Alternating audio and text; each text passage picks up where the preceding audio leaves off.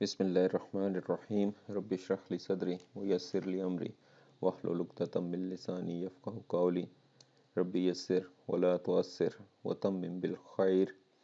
अस्सलामु अलैकुम वरहमतुल्लाहि वबरकातुहू। अच्छा, आज हमारा लेक्चर है 36। हमने इससे पहले जो लास्ट लेक्चर था उसमें हमने देखा था कि हमारे पास जो जॉइंट रैंडम वेरिएबल है, ठीक है, उसमें हमने देखा था कि इंडिपेंडेंट अगर हो हमारे पास रैंडम वेरिएबल्स तो हम उनको उनके जो पीएमएफ है या पीडीएफ है उनके प्रोडक्ट के बराबर लिख सकते हैं। ठीक है, हमने कुछ एग्जांपल्स देखी थी जॉइंट रैंडम वेरिएबल की जो कि कंटिन्यूस थे। ठीक है, और उसमें हमने देखा था कि हमने उनको कैसे सेपरेट करके देखा है और अगर तो वो उनके प्रोडक्ट के बराबर आ जाती है, मींस एफ जो दो रैंडम वेरिएबल्स हैं एक्स और वाई, उनकी जो इंडिविजुअल पीडीएफ है उसका प्रोडक्ट हमारे पास जॉइंट पीडीएफ के बराबर आ जाता है, तो हम उससे कहते हैं कि वो हमारे पास इंडिपेंडेंट हैं।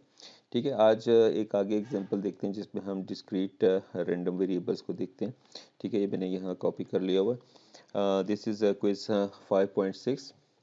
इसमें हमारे पास दो पार्ट हैं, जिसमें पहले पार्ट में हमारे पास ये दो जो जॉइंट पीएमएफ्स हैं वो हमारे पास गिवन है जो प्रीवियस एग्जांपल से हमने उठाई हैं। ठीक, और हमारा क्वेश्चन ये है कि क्या ये हमारे पास जो एक्स वाई और जो क्यू जी हैं ये इंडिपेंडेंट हैं या नहीं हैं। ठीक, सो जो हमारे पास अब क्योंकि ये डिस्क्रीट रैंडम वेरिएबल है तो इसके अंदर थोड़ा सा हमें इस चीज़ का ख्याल रखना पड़ेगा कि हमारे पास जो जॉइंट रैंडम वेरिएबल है फॉर एवरी पॉइंट, ठीक है, वो हमें कंसिडर करना है कि ये हमारे पास इंडिपेंडेंट है या नहीं है। ठीक है, इस पॉइंट पे भी, इस पॉइंट पे भी, मींस हर जो पेयर ऑफ एक्स और वाई की वैल्यू है हमारे पास, मींस जैसे एक्स ज़ीरो ज़ीरो पे ये है, एक्स ज़ीरो वन पे ये है, एक्स ज़ीरो टू पे ये है, इस तरह एक्स वन ज़ीरो पे, सो हर वैल्यू को, हर जो पेयर ऑफ हमारे पास ना आ जाती है वैल्यू, उसको हमें कंपेयर करना पड़ेगा और हमें देखना पड़ेगा कि इंडिपेंडेंट है या नहीं। और हमारे पास जो रिलेशन है पीएमएफ का, ठीक, वो हमारे पास क्या है कि हमारे पास जो पीएमएफ का रिलेशन है उसके हिसाब से हम देखते हैं हमारे पास, तो हम कहते हैं कि हमारे पास पी जो एक्स वाई हमारे पास है, ठीक, ये हमारे पास किसके बराबर होना चाहिए, पी एक्स ऑफ एक्स और पी वाई ऑफ वाई के। ठीक, सो हमारे पास इसको हमें हर पॉइंट पे चेक करना पड़ेगा। किसी भी एक पॉइंट पे अगर ये हमारे पास नहीं आता, ठीक है, तो हम कह सकते हैं कि ये इंडिपेंडेंट नहीं। सो कोई भी एक वैल्यू ले लेते हैं, जस्ट लाइक फॉर एग्जांपल अगर हम ले लेते हैं कि पी वाई ऑफ वन हमारे पास, सो पी वाई ऑफ वन हमारे पास क्या आता है, इसको हम इधर ऐड कर लें तो 0.09 है, इस तरीके से ये 0.10 है और ये 0.81। ठीक है, इस तरीके से यहाँ पे देख लें तो 0.1 और ये हमारे पास 0.18 एंड दिस इज 0.81। ठीक, so they all add to one से, सो पी हम कहते हैं पी वाई ऑफ वन हमारे पास अब क्या आता है, पी वाई ऑफ वन अगर हम इधर से देखें तो हमारे पास है 0.09। ठीक, और इसी तरीके से हम कोई और वैल्यू ले लेते हैं एक्स की, पी एक्स ऑफ से 0। ठीक है, सो पी एक्स ऑफ 0 हमारे पास क्या आता है 0.01। ठीक, और हमारे पास अब देखें पी एक्स वाई हमारे पास जो 0.1 है, ठीक, सो इसकी क्या वैल्यू है 0 और 1 की, ये हमारे पास क्या है 0 है। सो ऑब्वियसली अगर हम इसको देखें इनका प्रोडक्ट हमारे पास ये 0 के बराबर नहीं आता, सो हम कह सकते हैं कि G P X Y 0.1 is not equal to P X of 0 into P Y of 1। So ये मैंने जैसे आपको बताया कि कोई एक भी पेयर ऑफ रैंडम वेरिएबल अगर इस जो इस कंडीशन को सेटिस्फाई नहीं करता इंडिपेंडेंस की, तो हम कह सकते हैं कि ये जो दो रैंडम वेरिएबल्स हैं ये इंडिपेंडेंट नहीं है। कोई भी एक हमारे पास अगर इस तरह आ सकता है तो हम वहीं पे रुक जाएंगे। सो एक्चुअली हमें सारों को देखना पड़ेगा क्योंकि कोई और तरीका नहीं है इसको शॉर्टकट वे में देखने का। सो हर एक पॉइंट को हमें देखना पड़ेगा। जो ही हमारे पास एक भी पॉइंट के ऊपर अगर इंडिपेंडेंस नहीं आती, so we can say that these are means these are and which are actually x and y random variables are not independent. ठीक है। सो हम कह सकते हैं कि ये इंडिपेंडेंट नहीं है। ठीक, इस तरीके से अब हम सेकंड पार्ट का जो इसका क्यू जी है इसको देखते हैं। सो इसके अंदर भी हम यहाँ पे इसको ऐड कर लेते हैं और यहाँ पे सो ये हमारे पास आ जाता है 0.60, ठीक, और ये हमारे पास आ जाता है 0.40, ठीक, और इसी तरीके से यहाँ पर आ जाएगा 0.10, ठीक है, 0.30, 0.4 and this will be again 0.20, ठीक। So obviously they all add to 1, ठीक। अब इसमें हमें केयरफुली देखना है हर एक पॉइंट को, ठीक है, कि Q0 क्या है हमारे पास, Q ऑफ 0 हमारे पास क्या है, P Q ऑफ 0 हमारे पास है 0.6 और P G ऑफ 0 है 0.1। अब इन दोनों को मल्टीप्लाई करें, 0.6 into 0.1 is 0.06, so it means कि ये वाला पॉइंट ओके है। इसी तरीके से हम इसको देखेंगे, Q ऑफ 0 हमारे पास 0.6 है, G ऑफ 1.3 है, तो इसको आपस में मल्टीप्लाई करें तो 0.18 आता है, ये भी इंडिपेंडेंट पेयर है हमारे पास। इस तरीके से इसको देखेंगे हम, तो ये हमारे पास क्या है, 0.60 है और ये 0.4 है, और 6 इंटू 0.6 इंटू 0.4 इज़ 0.24, ये भी ओके है। और इसी तरीके से 0.6 इंटू 0.2 0.12 ये भी ठीक है जी। अब इसको देखेंगे हम इस रो को पूरे, तो ये हमारे पास क्या है 0.40 और यहाँ पे 0.1, इसको मल्टीप्लाई किया तो 0.04। इसी तरीके से ये हमारे पास 0.40 है और ये हमारे पास क्या है 0.3, तो इनको आपस में मल्टीप्लाई करें तो 0.12, ये भी ठीक है जी।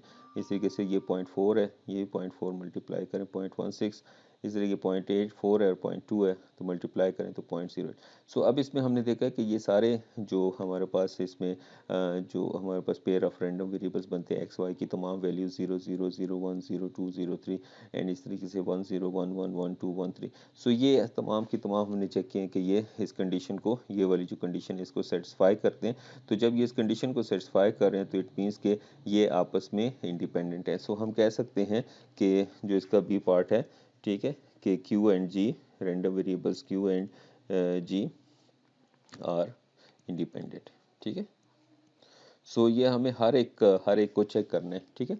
ऑब्वियसली मैंने यहाँ पे लिख के नहीं किया, आपको यहाँ पे हर एक पेयर को लिख के चेक करना है, इस कंडीशन के साथ इस तरीके से सेटिस्फाई करना है, ठीक। सो हम यहाँ पे कह सकते हैं कि ये इंडिपेंडेंट आ चुके हैं हमारे पास, ठीक है। सो ये हमारे पास एक तरीका आ गया है कि जिसमें हम चेक कर सकते हैं कि हमारे पास अगर डिस्क्रीट रैंडम वेरिएबल हो तो उसके लिए हम कैसे जो है इंडिपेंडेंस चेक करेंगे, ठीक है। कंटिन्यूस के लिए हमने देख लिया था कि हमने उसको इंटीग्रेट करना ओवर द इंटरवल्स। सो हमारे पास अगर उनका जो पार्शियल पीडीएफ्स आती है उनको मल्टीप्लाई करके देख लें तो हमारे पास वो अगर इंडिपेंडेंट है तो इंडिपेंडेंट आ जाएंगे, ठीक। अच्छा, अब थोड़ा सा आगे चलते हैं जी। वो हमारे पास क्या आ जाता है, expected value of a function of two random variables, ठीक है।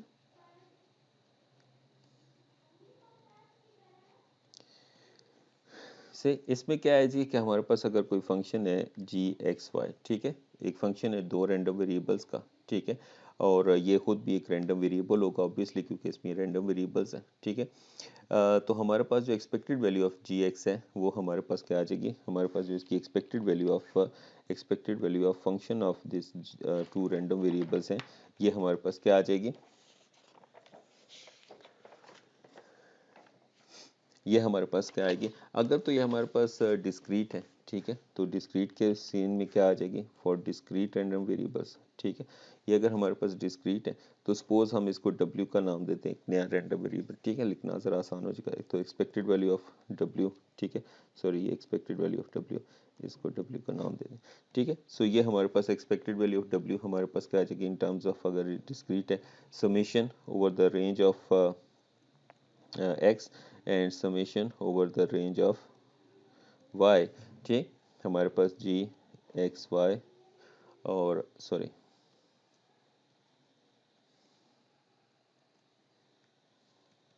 g x y p x y x का मामला, ठीक है। सो ये सिमिलरली जिस तरह हमने सिंगल पीएमएफ के लिए फाइंड करते हैं उसी तरीके से हमारे पास इसमें भी आएगी और इसी तरीके से अगर हम देखें कंटिन्यूस के लिए, सो कंटिन्यूस के लिए हमारे पास जो एक्सपेक्टेड वैल्यू ऑफ W है वो क्या आ जाएगी, minus infinity to infinity minus infinity to infinity, ठीक, जी एक्स वाई और joint PDF of x Y, ठीक। सो इसको हमें डबल इंटीग्रेट करना पड़ेगा over the range of x and over the range of y while we have multiplied this with the this function, ठीक है। So this is the normal way कि हम किसी भी जो PDFs है उसके जो हम एक्सपेक्टेड वैल्यू फाइंड करते हैं, ठीक। अब इसमें थोड़ा सा आगे चलते हैं, हमारे पास ऑब्वियसली इसको हम एक्सटेंड कर सकते हैं to the n number of functions भी हमारे पास, तो उसमें हमारे पास कोई ऐसा इशू नहीं है। पर हम इसको थोड़ा सा आगे चलते हैं कि अगर हमारे पास जो फंक्शन है, ठीक है, जो सॉरी हमारे पास अगर दो रैंडम वेरिएबल्स हैं for any two random variables, ठीक है, एक्स एंड वाई, ठीक। अब अगर वो आपस में सम हो रहे हैं, ठीक है, वो सम है हमारे पास, ठीक है, तो एक्सपेक्टेड वैल्यू तो हमारे पास हमें पता है कि वो लीनियर है, तो वो हमारे पास लीनियरली डिस्ट्रीब्यूट हो जाएगी, ठीक है। लेकिन इसका जो वेरिएंस है, ठीक है, वेरिएंस थोड़ा सा हमारे पास डिफरेंट आएगा, ठीक। सो मीन्स अगर हमारे पास ये PDF है या PMF है, ठीक है, मीन्स अगर कंटिन्यूस या डिस्क्रीट रैंडम वेरिएबल है, बोथ पे ये सिमिलर हमारे पास एप्लीकेबल है कि हमारे पास जो x प्लस वाई है, अगर दो रैंडम वेरिएबल सम हो रहे हैं तो हमारे पास जो उनकी एक्सपेक्टेड वैल्यू है वो हमारे पास उनकी मार्जिनल जो PMF या PDF है उनका सम आ जाएगा, ठीक है। लेकिन जो हमारे पास को वेरिएंस है, ठीक है, सो जो द वेरिएंस है हमारे पास,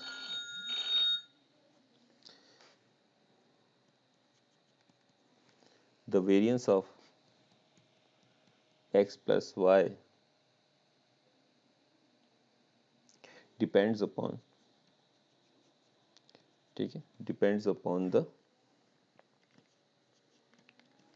इंटायर जॉइंट PMF और जॉइंट PDF, ठीक है।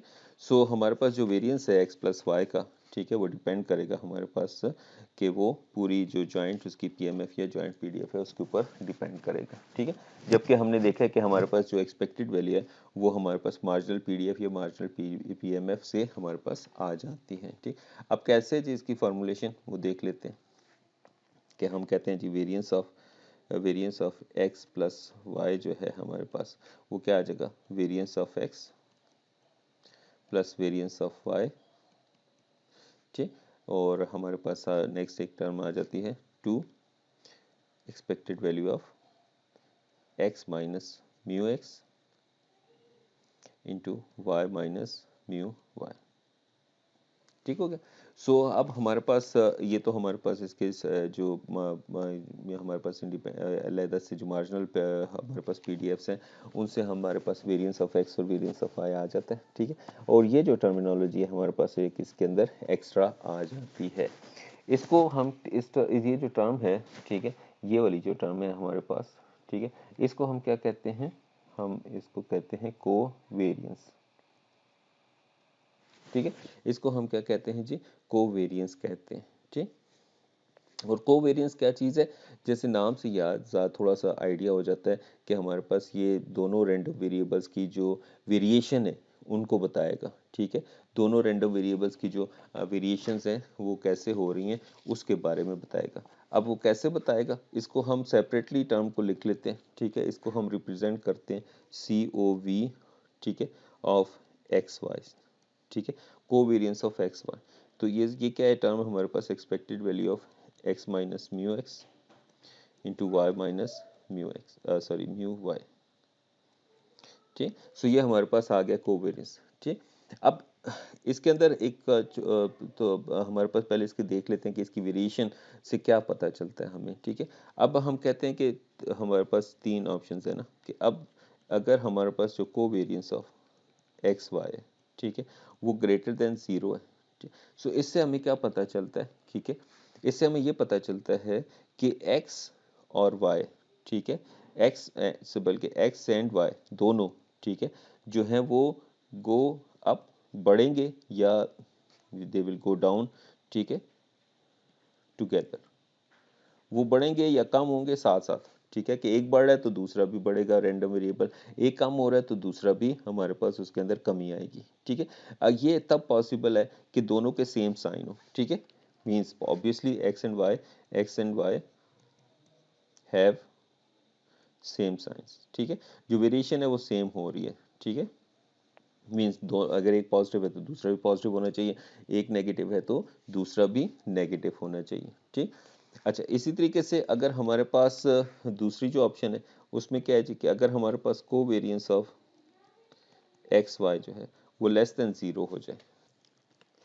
ठीक, सो हम इसमें नॉर्मली ये एक्सपेक्ट करते हैं ना कि X and why have different science, तभी पॉसिबल है ना। ठीक है, कि एक्स पॉजिटिव है तो वाई नेगेटिव है, या एक्स नेगेटिव है तो वाई पॉजिटिव है, तो x and why have opposite signs. ठीक है, एक बात तो हमें ये समझ आती है कि अगर ये नेगेटिव हो, ठीक है, हैव अपोजिट साइंस।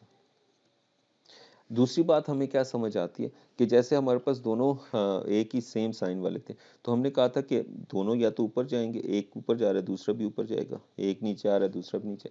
तो इसमें क्या होगा कि एक ऊपर जाएगा तो दूसरा नीचे जाएगा, मीन्स कि हम कहते हैं कि व्हेन एक्स गोज अप, ठीक है, एक्स गोज अप टिपिकली, ठीक है, टिपिकली वाई गोज डाउन।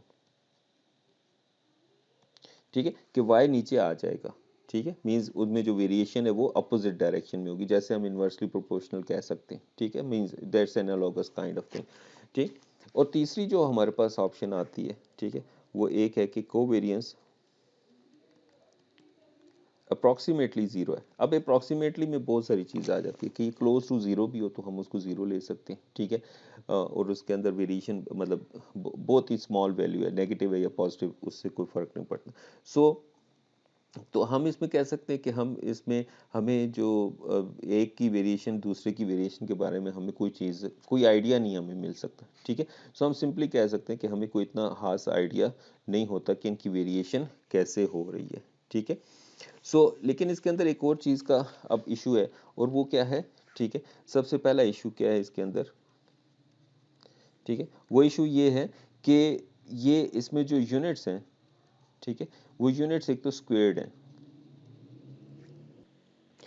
दूसरा इश्यू इसमें ये है कि ये यूनिट डिपेंडेंट है। ठीक है, यूनिट डिपेंडेंट है।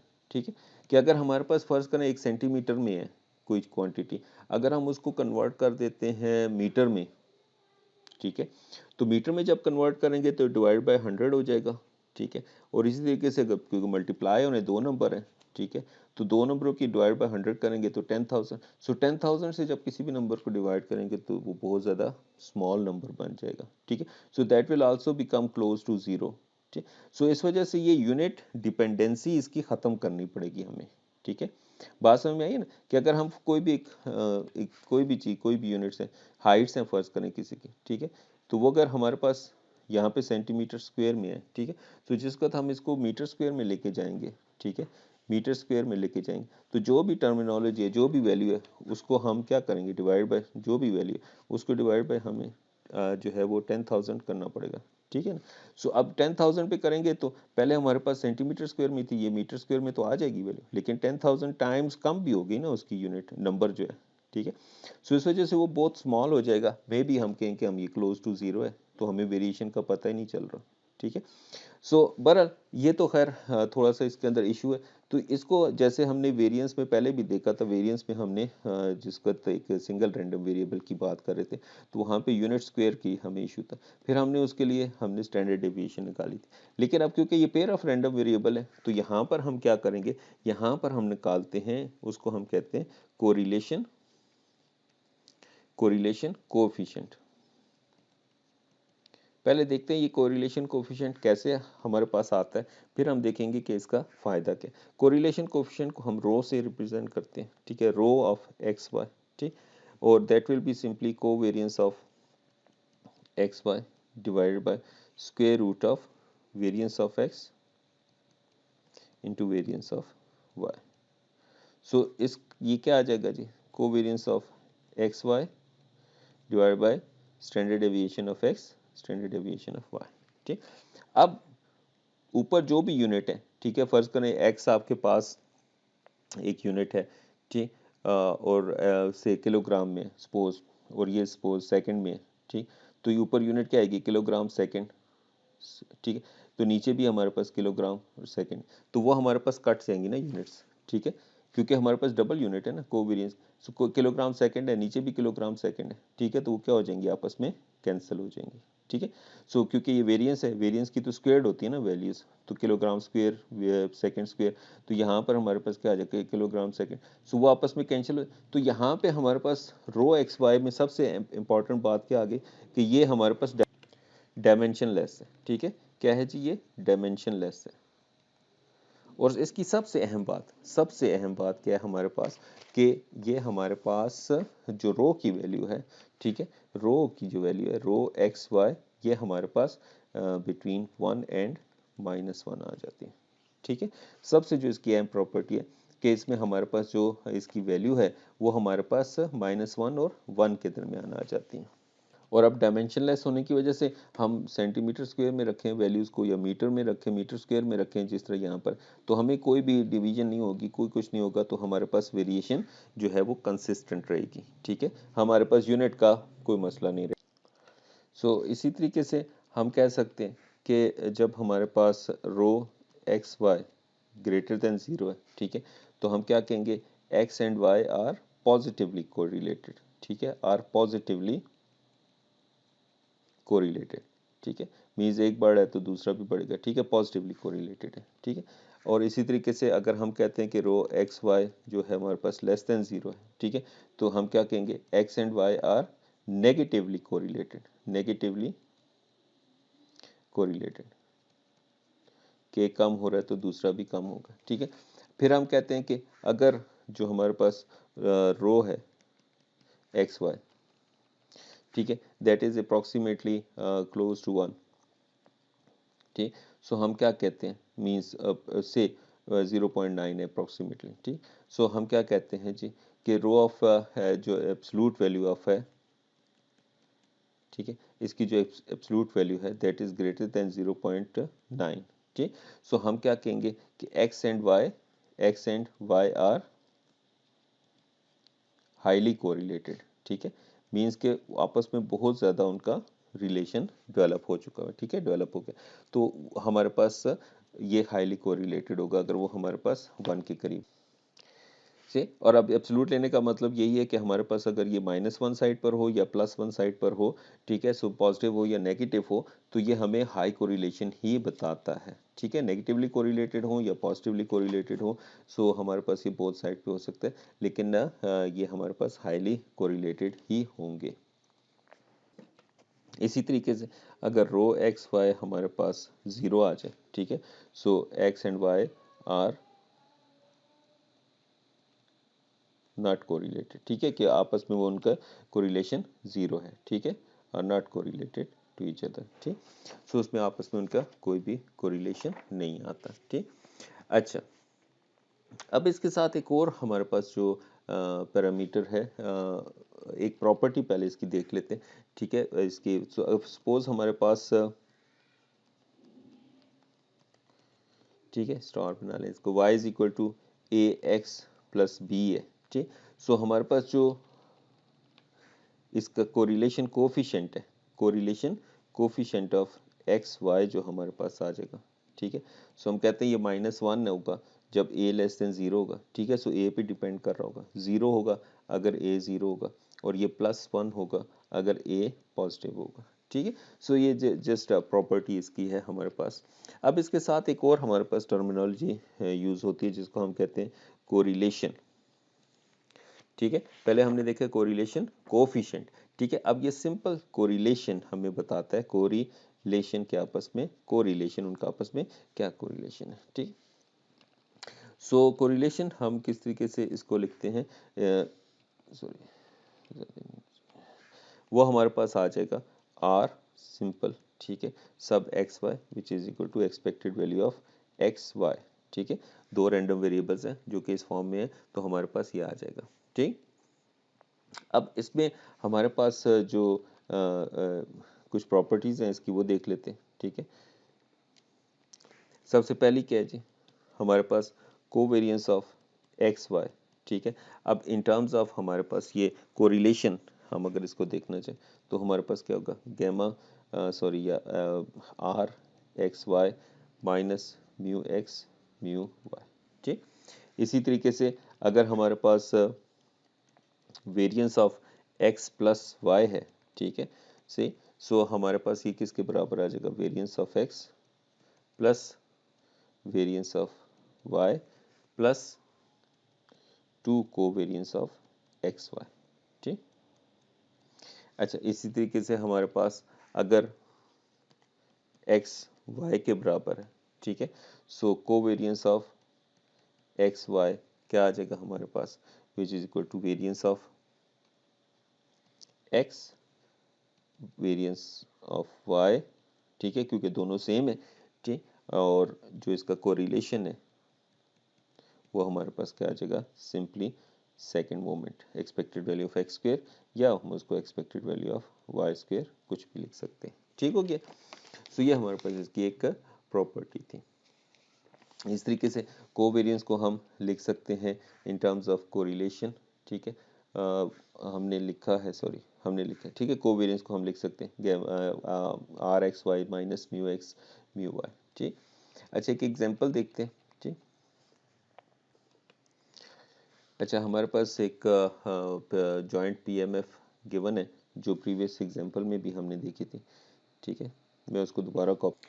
सो ये एग्जांपल 5.17 है। इसमें क्या कहते हैं जी, जो हमने प्रीवियस एक एग्जांपल की थी 5.3 और 5.5 में के प्रॉपर्टीज है एक्स वाई, जो हमारे पास पीएमएफ गिवन है वो ये है हमारे पास, और इनकी जो मार्जिनल पीएमएफ्स हैं वो भी हमारे पास गिवन है। सो हमने क्या फाइंड करना है, इसमें कोरिलेशन और इसका कोवेरिएंस हमने फाइंड करना है। ठीक है, सो कोरिलेशन जो हमारे पास है बाय डेफिनेशन हमारे पास क्या है, x y which is equal to expected value, sorry expected value of x y, sorry sorry sorry फिर सॉरी एक्स वाई। ठीक, हमारे पास वो क्या आ जाएगा, summation over the range of x. ठीक है, सो एक्स क्या है, एक्स 0 से 2 तक, एक्स इक्वल टू 0 to 2, और समेशन ओवर वाई, वाई भी हमारे पास क्या है 0 से 2 तक है, और दैट विल बी सिंपली जो बेसिक हम याद रखें आप इसकी डेफिनेशन को, जो एक्सपेक्टेड वैल्यू की है x into joint PMF of x Y. ठीक, सो ये हमारे पास आ गया। अब इसको हम इसमें डाल सकते हैं। ठीक है, सो ये हमारे पास क्या आ जाएगा, सिंपल है, जो वैल्यू ज़ीरो है अब इसलिए उनको हम इग्नोर कर देंगे। ठीक है, बाकी जो वैल्यूज़ हमारे पास आती, ठीक है, वो हमारे पास क्या है 1 इंटू 0.09, ठीक है, और प्लस 2 इंटू 2, जो भी ज़ीरो वैल्यूज़ हैं उनको हमने सारों को इग्नोर कर दिया। ठीक है, या एक्स की ज़ीरो है या वाई की ज़ीरो है, और उसके अलावा जो पीएमएफ जॉइंट पीएमएफ की वैल्यू ज़ीरोज़ हैं, ठीक है, उन सब वैल्यूज़ को हमने इग्नोर कर दिया। तो हमारे पास क्या बचता है 1 1 के ऊपर ये, ठीक है, एक्स इक्वल टू 1 1 और 0.09, और इस तरीके से 2 2 पे 0.081। ठीक है, यहाँ पे 0 0 है तो ये 0 हो जाएगी सिंपली, ये भी 0 ये भी 0। इस तरीके से ये 1 और 0 पे ये y 0 है तो इसको मल्टीप्लाई करेंगे तो ऑब्वियसली ये तीनों टर्म 0 हो जाएंगे। सिमिलरली जो 0 होगी वो हमने इग्नोर कर दिया, तो हमारे पास ये दो टर्म्स बच गई। सो ये अगर हम सम करें तो हमारे पास क्या आ जाता है 3.33। अच्छा ठीक है जी, सो ये हमारे पास पॉजिटिव वैल्यू आ गया। ठीक, तो इसका मतलब है कि एक अगर बढ़ रहा है तो दूसरा भी बढ़ रहा है। ठीक है, मतलब एक साथ ही ऊपर जा रहे हैं या एक साथ ही नीचे आ रहे हैं। अब हमें कोवेरिएंस फाइंड करना है। ठीक है, so covariance of x Y, ठीक है, वो हमारे पास किसके बराबर होता है, वेरिएंस ऑफ एक्स के plus sorry r x y correlation, ठीक है, minus mu x mu y के। ठीक, सो कोरिलेशन तो हमारे पास आ गया, म्यू एक्स और म्यू वाई निकाल लेते हैं। ठीक है, means expected value of x. ठीक है, सो हमारे पास अब ये हमारे पास गिवन है इसकी मार्जिनल पीएमएफ। ठीक है, तो यहाँ से एक्सपेक्टेड वैल्यू निकालना आसान है।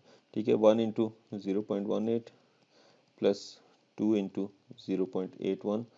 ठीक, सो ये हमारे पास आ जाता है 1.80। इसी तरीके से एक्सपेक्टेड वैल्यू ऑफ वाई हमारे पास आ जाएगी विच इज़ म्यू एक्स और दिस इज़ म्यू वाई। ठीक है,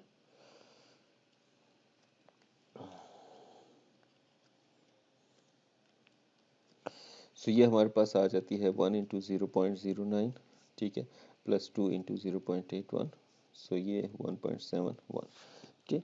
सो कोवेरियंस हम इसका निकाल लेते हैं, ठीक है, कोवेरियंस ऑफ एक्स वाई, ठीक। सो कोरिलेशन से हम देखते हैं कि हमारे पास कोवेरियंस निकालना कितना आसान हो जाता है, ठीक है, 1.8 इंटू 1.71, सो ये हमारे पास आ जाता है 0.252, ठीक है, again it is a positive value, ठीक है। सो ये हमारे पास क्या है कि हम कहते हैं कि दोनों की जो वेरिएशन है वो सेम हो रही है। अच्छा, एक और टर्मिनोलॉजी होती है हमने, ठीक है, वेक्टर्स में आपने देखा होगा ऑर्थोगोनल हम कहते हैं, दो वेक्टर्स ऑर्थोगोनल हैं, ठीक है, हम कहते हैं दो वेक्टर्स तब ऑर्थोगोनल हैं जब वो उनका जो आपस में एंगल बन रहा है वो 90 डिग्री, मीन्स कि वो आपस में उनका कोई रिलेशन नहीं बन रहा। रिलेशन से क्या मुराद है, उनका जो प्रोजेक्शन है एक्स की, एक जो वेक्टर है एक्स, सपोज एक्स वेक्टर है, उसकी वाई पे कोई प्रोजेक्शन नहीं है, इसी तरह वाई की एक्स के ऊपर कोई प्रोजेक्शन नहीं है। सो इसी तरीके से यहाँ पे भी हम कह सकते हैं, एक टर्मिनोलॉजी यूज होती है जिसे हम कहते हैं orthogonal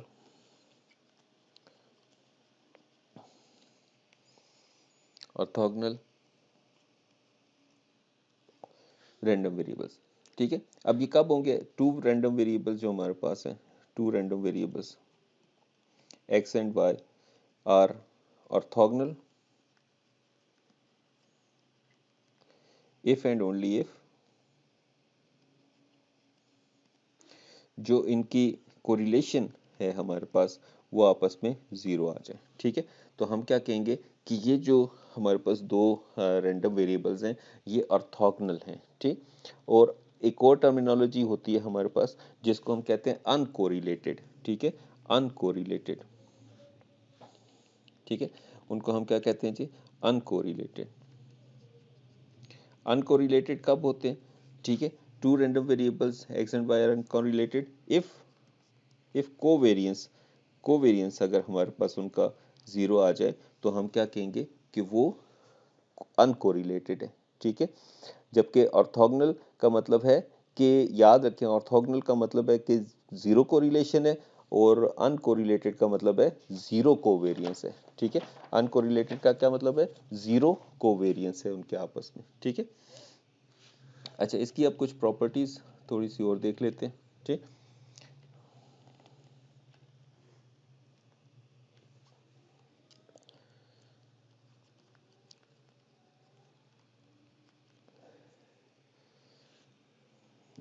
properties of expected value of independent random variables, ठीक है। वो क्या आ जाता है, सबसे पहले हमारे पास क्या है, expected value of g of x हमारे पास है और एच ऑफ वाई है हमारे पास दो, तो हम इनको लिख सकते हैं expected value of g of x into expected value of g of y, ठीक। इसी तरीके से हमारे पास कोरिलेशन है जिसको हम लिखते हैं expected value of x y, तो अगर ये इंडिपेंडेंट होंगे तो हम इनको लिख सकते हैं, अगर ये इंडिपेंडेंट होंगे तो हम लिख सकते हैं expected value of x into expected value of y, ठीक है, अगर ये इंडिपेंडेंट होंगे तब, ठीक। अच्छा, इसी तरीके से जब हम कोवेरियंस देखते हैं, कोवेरियंस जो है हमारे पास इंडिपेंडेंट रैंडम वेरिएबल की वो क्या आ जाएगी, रो एक्स वाई, और वो कोरिलेशन के बराबर आएगी, कोरिलेशन कोफिशिएंट के बराबर, सॉरी, और वो हमारे पास क्या आएगा, जीरो। इसी तरीके से जो variance of x plus y है, ठीक है, वो अब क्योंकि कोरिलेशन कोवेरियंस सॉरी जीरो हो गई है तो हमारे पास सिर्फ ये किसके बराबर आ जाएगा, वेरिएंस ऑफ एक्स और प्लस वेरिएंस ऑफ वाई के, ठीक है। सो ये हमारे पास वो प्रॉपर्टीज हैं कि अगर हमारे पास एक्स और वाई अगर इंडिपेंडेंट हैं, ठीक, तो हमारे पास ये प्रॉपर्टीज होल्ड करेंगी। अच्छा, आज के लिए इतना ही, इंशाल्लाह इससे आगे हम नेक्स्ट लेक्चर में देखेंगे। अगर आपको इसमें कोई चीज़ समझ ना आई हो तो आप कमेंट सेक्शन में पूछ सकते हैं या फिर आप क्लास में पूछ सकते हैं। अपना ख्याल रखिएगा। अल्लाह आप सबका हामी और नासिर हो। अस्सलामु अलैकुम वरहमतुल्लाहि वबरकातुहू।